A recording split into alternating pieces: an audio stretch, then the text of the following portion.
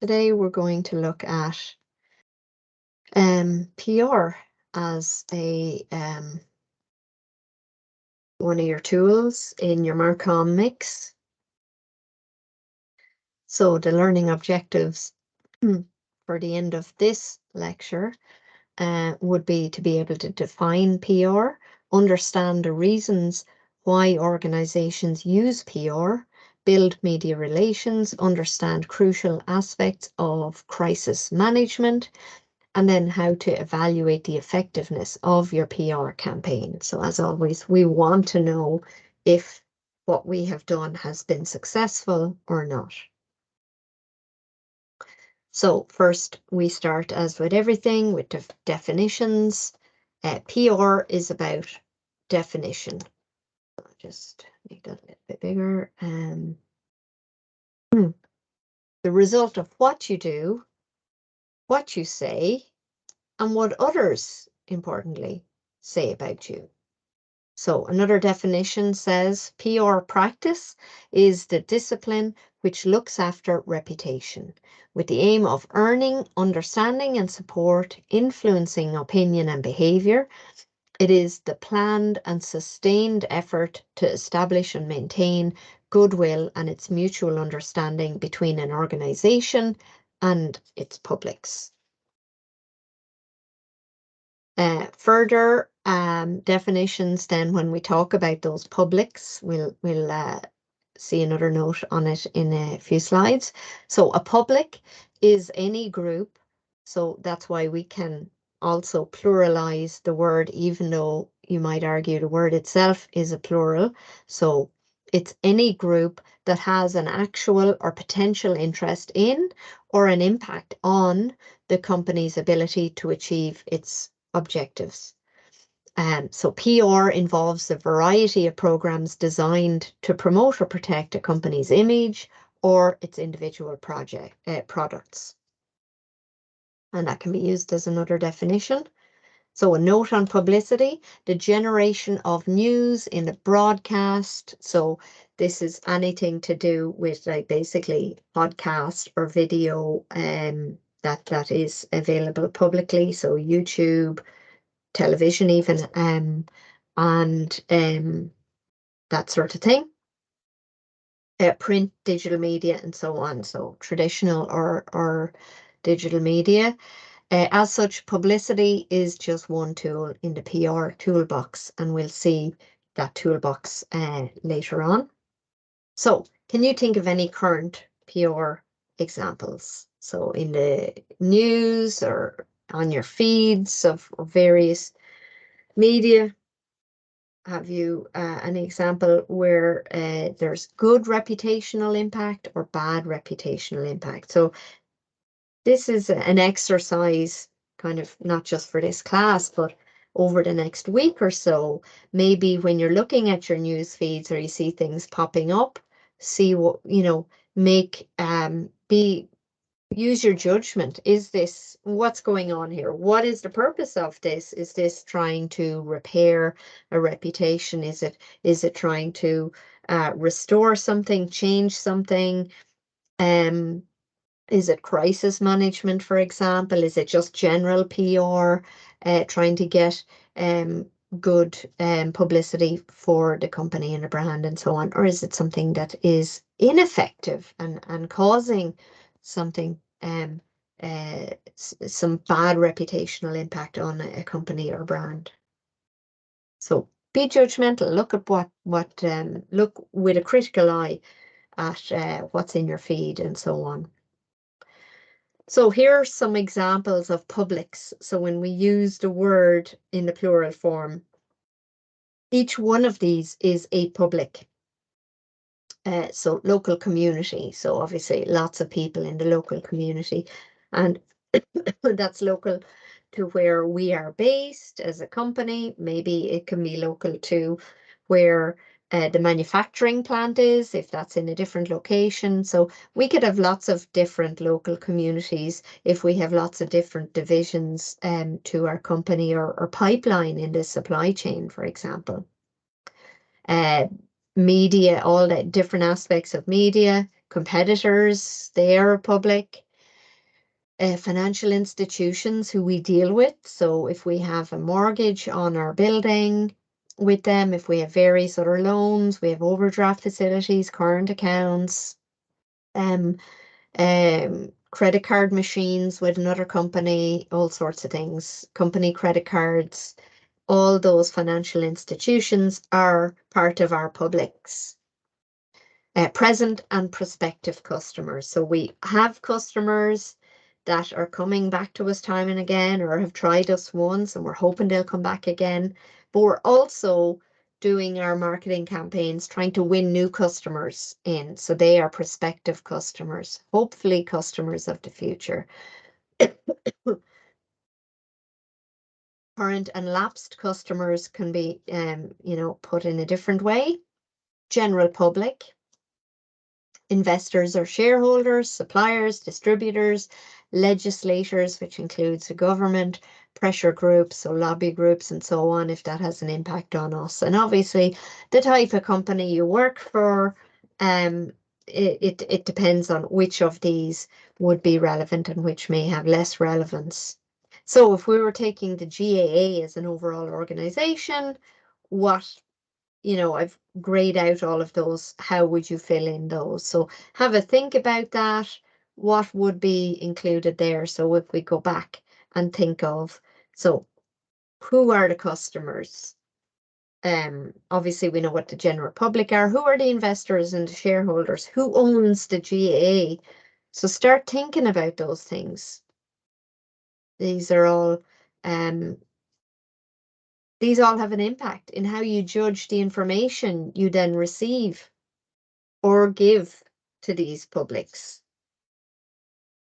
So if you consider yourself for the GAA you're obviously part of the general public, but do you also consider yourself a current or lapsed customer, present or prospective customer, whichever way you want to categorize customers? Do you consider yourself a shareholder in the GAA? Are you in one of these other groups? And if so, with that hat on, what way do you receive that information that they put out? And does that have an impact on the type of information you expect and how you read it, how you interpret the information? So making some distinctions. So product or marketing PR aims to encourage purchase, consumer satisfaction through credible communications of information and impressions. So it is an old definition, but still very valid. So a lot of theory points come from old seminal papers and so on. It doesn't mean that they're out of date. It just means that they came up with it a long time ago, and that's still what people are referring to today and using, even though perhaps adapting it to current times. So within that, we're looking to actively encourage sales. It focuses on company products and brands. Audience mostly consists of existing and potential customers and perhaps distributors, because they that encourages them to stock our product and therefore making it available to the actual customer. And PR, it's the responsibility of the marketing manager to make sure it gets done and what gets done. So corporate PR then is the management function that seeks to identify, establish, and maintain mutually beneficial relationships between an organization and its publics. It's not directly involved in product or brand promotion, so it's kind of zooming out for more big picture kind of thing. It's from a broad business perspective. There is a more varied audience to this form of PR compared to product or marketing PR. And it's the responsibility now, not of the marketing department, but it's the responsibility of the corporate communications director. We just moved that box over a little bit. So the role of PR, so all of these slides that have like neat list or definitions, all could be potential exam questions in some form or other. So what is the role of PR for example, has come up before in exams.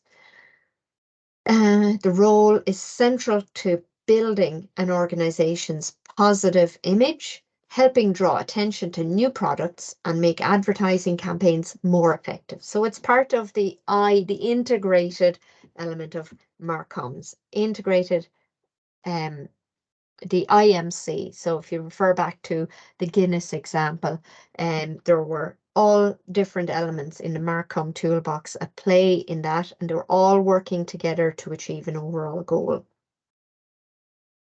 Sometimes the role of PR is to counter bad publicity. Something bad has happened, and then there is a campaign to try and rectify the reputation of the company somehow. And then the role of PR can also have involvement in motivating employees and attracting suitable employees. So if this company becomes known as a good place to work in, that obviously has an impact on being able to hire people at all levels more easily, and is beneficial overall for the company. So building and maintaining relations with the media. So strong media relations are a vital ingredient in successful PR. PR staff must take time to build contacts with influential people working in broadcast or print media, influencers as well.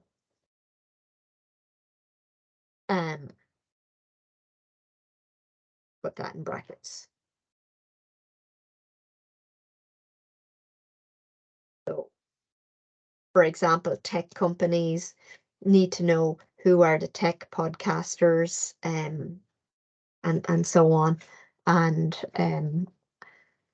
issue press releases to them too, or free samples, or whatever it is. The media also depend on PR for newsworthy stories, so it can come hand in hand. Podcasters want things to talk about in each podcast. They may have weekly podcasts or whatever, and they want to review products sometimes, or whatever it is. So giving them something to review helps them, and hopefully helps you. If you obviously believe in the product that you're selling, then hopefully it would be a good review, if they are a credible source and they know their stuff.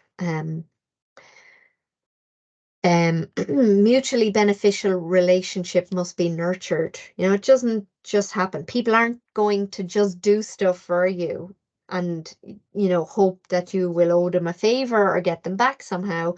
It has to be a mutually beneficial relationship. It's quid pro quo. There's something they want out of it as well. So that podcast example is classic. They get something. Sometimes they have to be paid, but sometimes they're just getting free stuff. They're getting something to talk about in the podcast. The journalists get a story if you have an actual good news story to talk about. Maybe you're going carbon neutral by the year 2025. That's a good news story. Everybody likes to hear that kind of thing these days, and it can be a good message for them to and clickable kind of story. So many organizations employ the services of PR agencies to exploit their relationships with the media. Essential tools used by PR agencies when dealing with the media are press releases and briefing meetings. So the distribution of real and accurate news is of vital importance in a press release. So critically assess your news story. So again, if we're going with when are we go, our company is going to be carbon neutral by whatever. So is this actually something we can prove, or are we just plucking that idea from the sky and just, it's an aspiration rather than something that has a real teeth behind it. So critically assess your news story from the media's point of view. Will it appeal to the readers or listeners or whatever format they're using? Will it attract the attention of their audience? So careful construction of the press release needs so important information at the beginning. You want to grab their attention at the start. Wide margins for note taking. So this is in the old-fashioned hard copy, but even now in PDFs, they will be inserting text boxes and writing over whatever document you're putting in so that their notes are right there.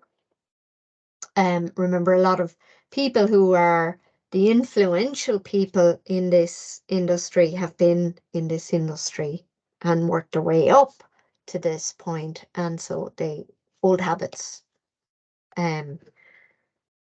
are continue and just transferred from the analog to digital formats. So when they used to write in the margins on paper, they now want to write in the margins online. Highlight key messages with bullet points, so make it snappy and easy to read, easy to grab the information. No longer than 2 pages. Absolute max of 2 pages. Inclusion of contact details relevant to the readership in that medium. So you're sending it to the right person who writes in that particular medium, and it's the story suits. Avoids unnecessary technical jargon. So don't start getting caught up in all the acronyms and all the terminology. Just because you have that expertise doesn't mean the reader or even the journalist you're sending it to has that expertise. And, you know, a lot of acronyms in one context mean something specific, and in a different context means something entirely different. So for example, people talk about AI this and AI that. Now, normally that might be obvious that you're talking about artificial intelligence, but if you're talking about a different news story in a different context, it also means artificial insemination. So if you're talking to a vet and you talk to them about how AI works in their practice, they're thinking of how racehorses conceive. You know, so you have to avoid technical jargon, and especially abbreviations if they can be taken up in a different context. And you know, with the technical jargon, you might you devalue your own expertise if you expect everybody to know what you're talking about, because that means then it's not actually expertise, it's common knowledge. So try and dilute down the technical jargon to common knowledge, and just make sure that the average person, because the writer, if they take up this press release and write, what you're hoping is that they will write a full story or do a full podcast or whatever medium it is they're doing, as some kind of news story, you're hoping they will take it on board and include it in their whatever kind of broadcast it is. Their audience, you're pitching to the level of their audience and to them. So distribution, then you also have to consider distribution in the contact's preferred form. So they're all how things to consider when you're writing a press release. Use a briefing meeting to highlight key messages you want delivered. So the average person is not going to get a briefing meeting with influential journalists or top level podcasters in a particular area, but if you're in a niche area, that may be possible, where you get to actually talk to them and explain what your story is. So other elements in the toolkit, so the press release we've already looked at. The full toolkit of PR is social media. We've talked about that before, and your HubSpot accreditation would have covered that as well. Press releases, as I said, we've discussed. publicity in general, organizational advertising, voluntary contributions to deserving causes, company newsletters and magazines, entertainment, site tours, lobbying, for example, alcohol companies lobbying the government to protect their sporting sponsorships. That, as you may know, hasn't worked. Product placement, another form of PR, competitions, involvement in local community activities, and speeches or seminar presentations.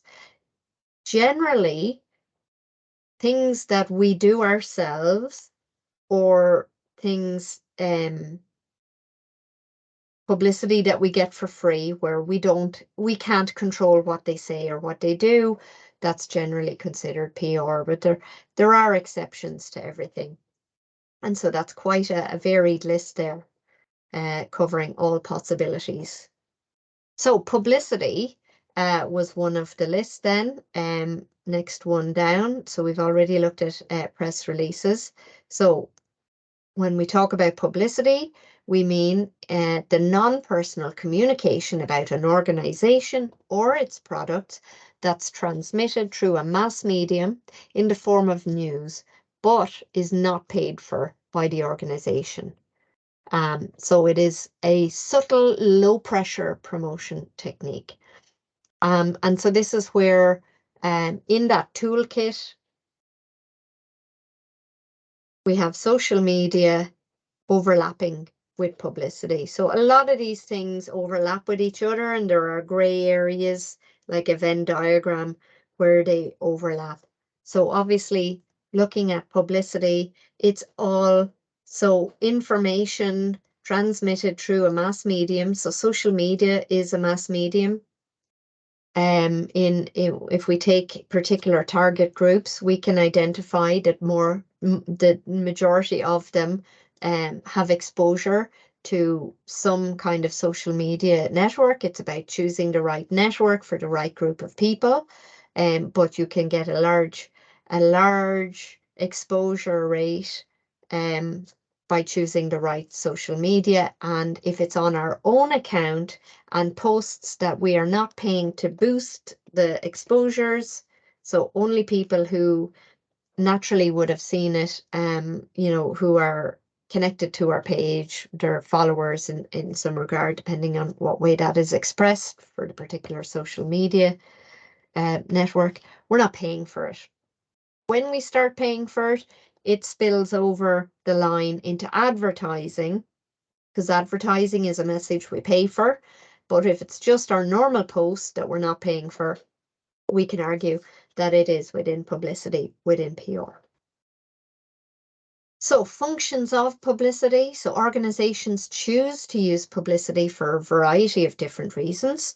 So increase awareness of a firm's product or brand, maintain desired level of positive visibility without the expense of ongoing advertisement campaign, complement or enhance the impact of recent advertising. So things you can see now in an IMC, an integrated Marcom plan, we can mirror some stuff that we're doing that we're paying for it through advertising. We can also do other,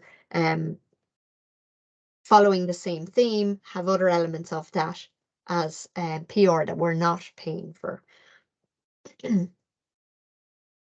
So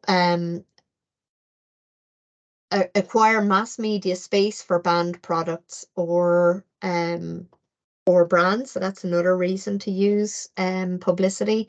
Launch a new product. So we might want a big dramatic exposure for a launch. Create, revitalize, or change corporate image, or overcome a negative image. So if there's been some bad press recently and we want to drown that out or counteract it by saying, you know what, we did get, we did do this bad thing, it was an accident, and here's all the good stuff we're doing. So publicity is generated in many ways, including, and so anytime we've got a list, we have a classic possibility for exam type question. So publicity is generated in many ways, including social media posts, press releases, press conferences, staging events. So the events that we hold ourselves.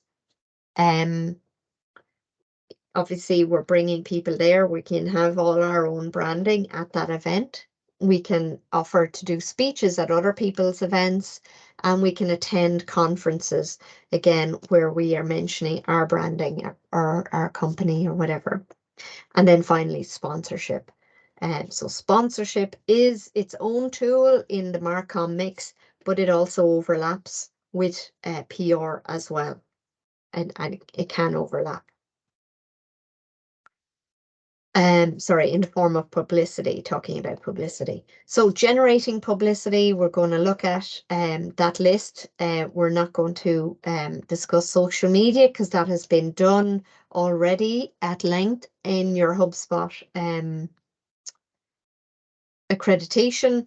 And so we pick up the list at press relations. So presenting news and information about the organization in a positive light. Another way can be corporate communications. So this is promoting the understanding of the organization through internal and external communications. Lobbying is dealing with legislators and government officials to promote or defeat legislation and regulation. Publications. Companies rely extensively on published materials to reach and influence their target audience. So these change from time to time and depending on the type of information that we want to put out there. So annual reports are something every company in every country has to submit to their local, that country's equivalent of the company's office. Brochures, articles, company newsletters. So these usually e-letters, e-newsletters. Magazines include websites devoted to the same kind of thing. They're still called magazines, and audiovisual material in whatever form that is.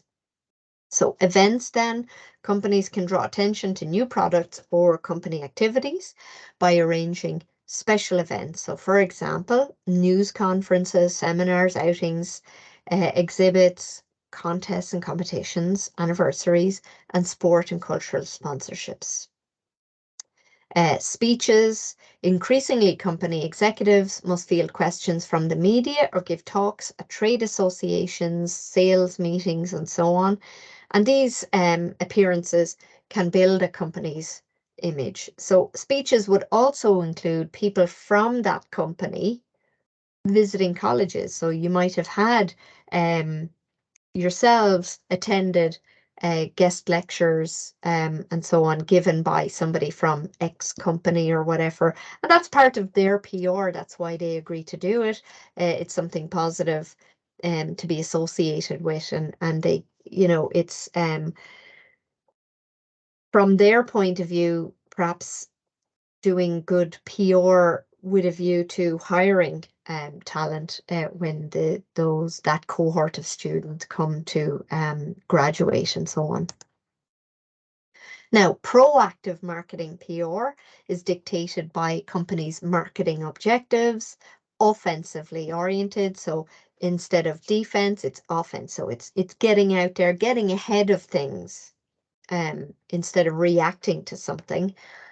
It's opportunity seeking rather than problem solving, and it's another tool for promotion of the company's products or services.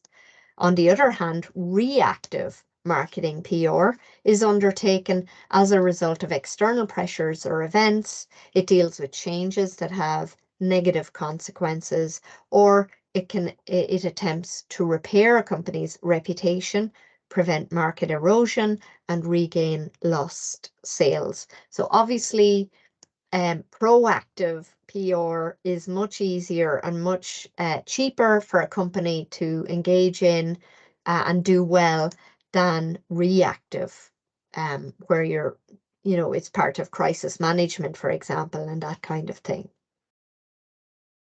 So next slide, handling a crisis. Not sure why the headings for some of these seem to have decided to get smaller on their own account. So in handling a crisis, generally don't discourage the coverage of negative events, because it'll come off like you're trying to bury a story. It doesn't look good. If you try and, if you have connections in the media industry, as previous slides suggested that a company should develop, you shouldn't exploit those in this case to try and bury a story, and ban the phrase no comment. It doesn't help get over this crisis. It may buy small amount of time, but not generally a good idea. It raises suspicion. So again, explicitly asking a specific reporter to kill a story raises suspicions and makes people more inclined to want to write a story or cover that story in whatever format they work in. So instead, you should appoint an articulate, eloquent person to handle the media. So be the face, to the point of contact, to ask questions, to give updates or whatever it is. Appoint someone to liaise with the other publics as well who need informing. So that could be the same person that is the contact person, whether it's media or everyone else, or as I said, they could be different. They could be different people or departments, and honesty is the best policy. It's about figuring out what, and as with all marketing, honesty is the best policy. We're not here to con anyone. We're not here to pull wool over anybody's eyes, but it's about trying to get through this. And so obviously, from that point of view, you should only be working in a company that you believe in, where you actually can be true to this. And if you find that that is not the case, start working on your CV and get a new job. So as with any marketing campaign or any element of a marketing campaign, we need to know at the end of that campaign, can we say we succeeded? How do we know we have achieved our objectives? So how do we evaluate publicity?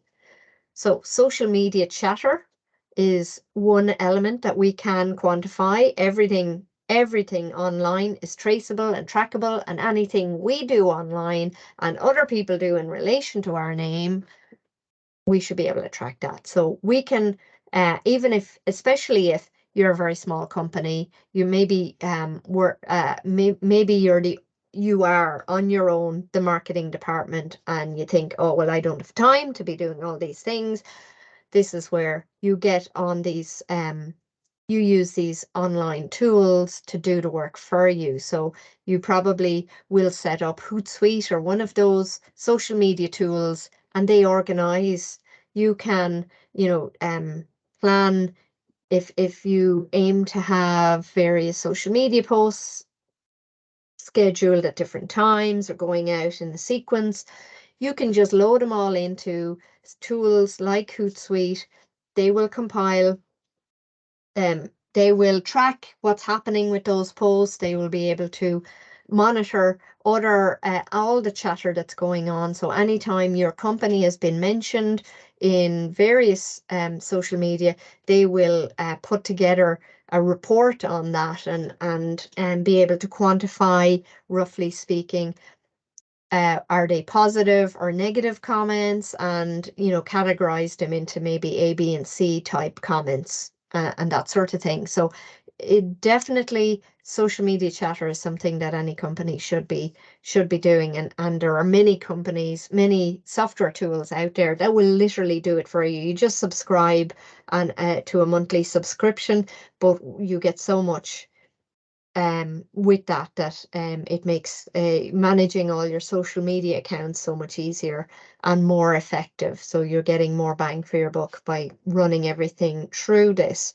rather than just trying to manage the accounts in the same way as you would manage your personal accounts. I mean, business social media accounts should be handled slightly differently to your personal accounts. it takes a lot more work, obviously. So other ways to measure your success can be the number, and this phrase is still used, number of column inches about a company, and it comes literally from the old-fashioned newspapers that where columns were sometimes, measured. Are they an inch, or are they this one or that one or whatever? And so literally how much space on an actual newspaper page the story took up. But that has online application too. So how many news stories are out there, and how much are they writing? Is it just a brief mention, or is the whole article about the company or the brand or whatever it is? The length of time given over to publicity and broadcast media. So this would be when it's if it's some element of audio and or video in the communication. The cost that would be incurred if we were to buy those mentions, how much would that have cost us? And that we can quantify then what the media spend. So again, refer back to the Guinness example of the IMC. They quantified at the end how much all the extra news reporting and media coverage that they got, how much that would have cost them if they were to pay for it. And it was huge. If you're doing your job right, it should be a big number. It should be bigger than what you're spending on those social media platforms and so on, more than you're getting value for money if that this calculation of the cost is higher than what you've actually spent, including your time or the staff time in running that campaign as well. Another measure of success is where the articles are on the actual medium. So if it's, for example, on the journal.ie, if you look at your app, is it one of the first stories there? Or is it, scroll down, scrolls way down there? And the equivalent for other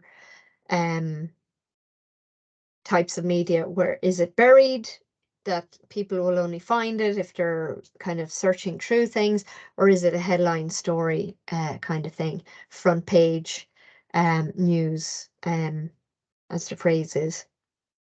And then finally, another way is whether the name is mentioned in a good or bad context. So excuse me. And so this covers all media, not just social media. So obviously your social media chatter, those tools are measuring that, the equivalent of this good or bad context on the actual software, social media platforms that you have plugged into it. And then so you need to kind of track separately what's happening in other. So RTE News, for example, is there any mentions there on the traditional newspapers and so on, or their equivalents online? That kind of thing. And so to wrap it up then, we've got some exam type questions. So as I said, most of the slides that are basically a drop-down list make good exam questions. So it's worth it to memorize anytime there's a list. That goes for any module really. But I'm not in the business of surprises. I'm in the business of rewarding you doing the right thing, doing the work, and practice previous questions. So here's a list of exam type questions, some of them from paper, some of them not. And if you go through the notes and try and answer those questions, and because your exam paper, your exam on the day is a paper-based exam, so you are going to be handwriting the answers in your exam, then your study should be paper-based and you should be handwriting. So in this example, you should try and answer all of there's only 6 options here. You should try and write out, what do you think is the perfect answer? Go back through the notes. It's always starting with the notes. Go back through the notes and then look up other information. It's not about going off and looking up your own alternative to some of these things, because sometimes, you know, there's going to be different lists. Jimmy Joe's blog.ie might list, you know, different 5 tools of PR. There are many tools. So this question here, sorry, is just allowing you to select 5 of them for the purposes of this answer and expand on it. So it's a 20-mark answer in this case. And that tells you need to write a paragraph or at least a few lines on each of the 5 tools. The role of PR, there was a slide early on asking you for that. I would include, so for a 10-mark question on that, start with a definition of PR and then talk about what the role is. What are the functions of publicity? So this could be, depending on how it's worded, this could be a 10-mark or a 20-mark question. So if it's just a 10-mark, then it's probably just a succinct list, maybe a phrase or a sentence to explain each. It's one of the recent slides. Here we are. So if it's only a 10-mark answer, then probably reproducing that will get you the points.